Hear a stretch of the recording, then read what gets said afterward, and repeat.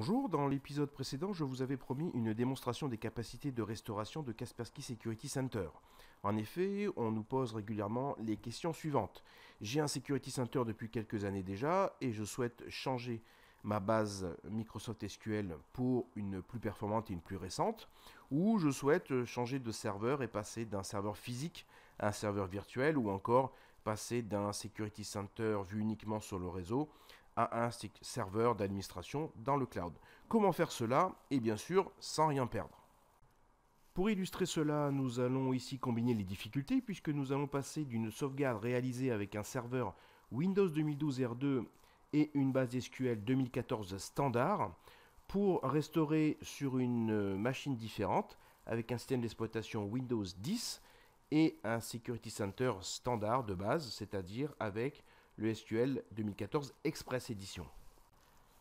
Je vais pour cela copier le répertoire de la dernière sauvegarde que nous avons réalisée sur la lettre F vers la nouvelle machine. Comme vous pouvez le voir ici, la taille de la sauvegarde est d'environ 3 Go 7.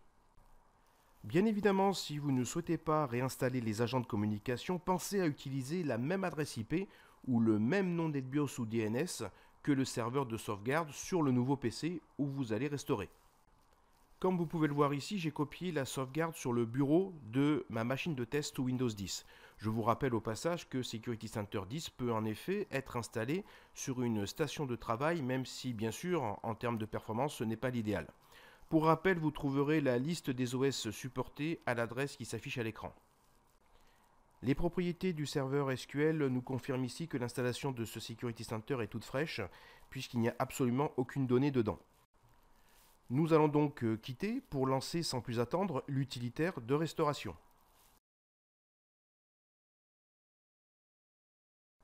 Sélectionnons rétablir les données du serveur d'administration.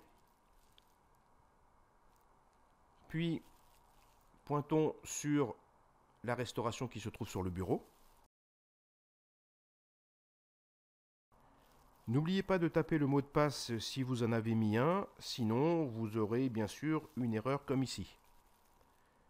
Voilà qui est mieux avec le bon mot de passe.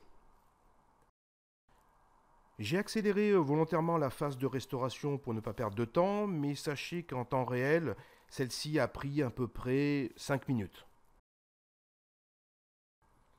Maintenant, nous pouvons relancer Kaspersky Security Center 10. Ne vous inquiétez pas si vous n'arrivez pas à vous connecter dans les premières minutes, car les services sont longs à redémarrer.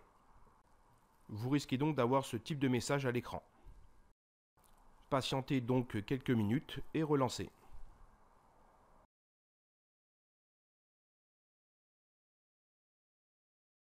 Tout a bien été restauré.